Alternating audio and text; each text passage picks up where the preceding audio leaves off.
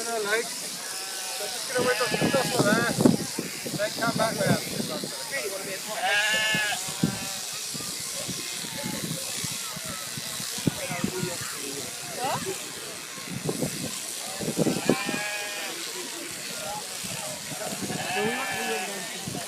Now down the top of her legs.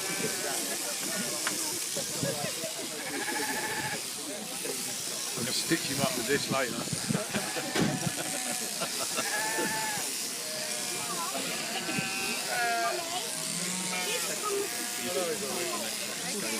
Yeah. I'm definitely going to video that. That'll be straight onto YouTube.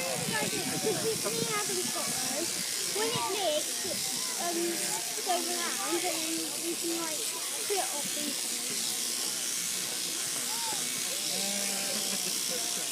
I'm actually going to go and put it on that. The whole time I'm shearing, I'm using this hand with the clippers, I'm using this hand to tighten the skin. Because if anything that goes through these clippers will be cut basically. Exactly. And you can see if I do that, you can see that you get the ripples in the skin there. If you end up with ripples like that and you go in, basically you'll just, I mean the skin is very thin, so it does heal incredibly quickly, but it still doesn't look good to leave it with some cuts. It does depend on how the sheep shear, as well as because if you're trying to drag the clippers through and it's sticky, what happens is you pick up the skin, and if, excuse me again,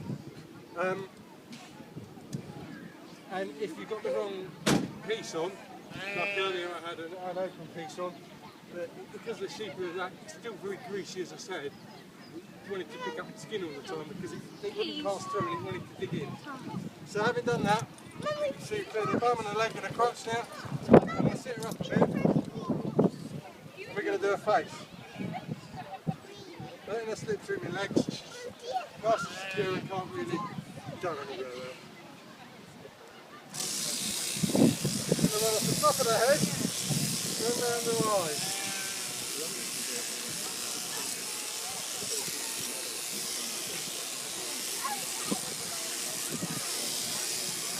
Of course, being very careful not to jab her in the eye or anywhere else that you wouldn't want these things close.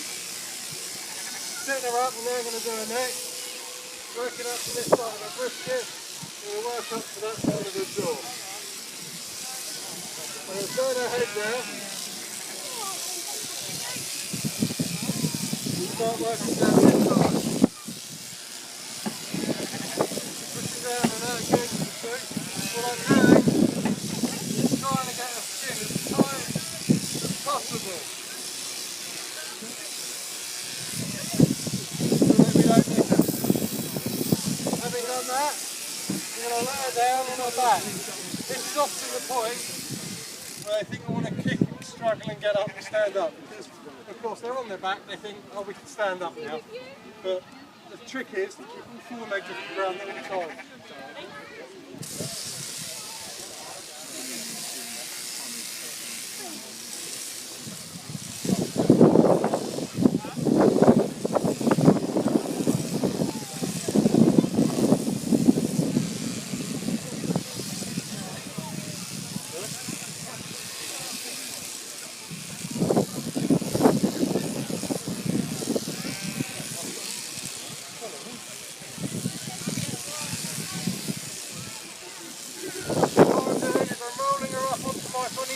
Now, so her feet stay off the ground so she can't stand up.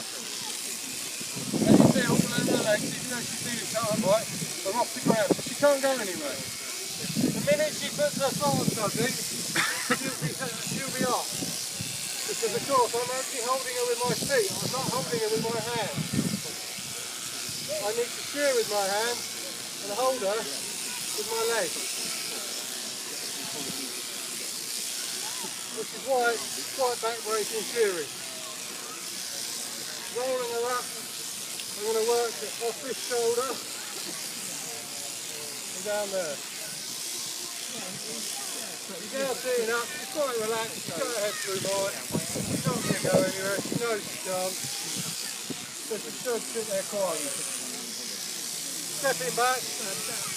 Often this is the point when they try and kick off and start arguing with you again. Work it down there. Missing the top of the leg because that's actually quite bony there. And you know what I was saying earlier about picking the skin out? So rather than run that along the top and lift up there, you put your hand down there and then run it off. And what it does is to pull that skin off the top of that sharp bone there. Well, I would say it's all about holding the skin and pulling them around so you don't cut them.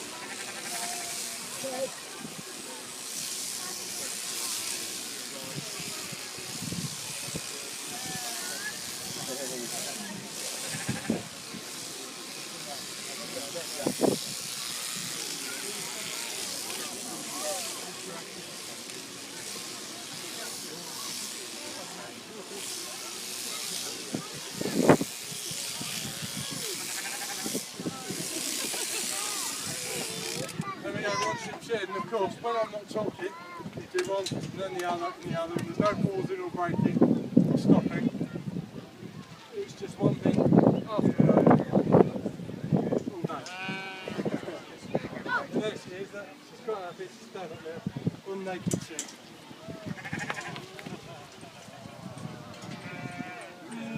You can see that one's got a lot less dimples. You see the dimples on the other one. That's where because I had a wider comb on and it was less pointy. I've got a more pointy comb on now. So it kind of pushed its way through the greasy wool a lot easier. Whereas if they've been dry sheep,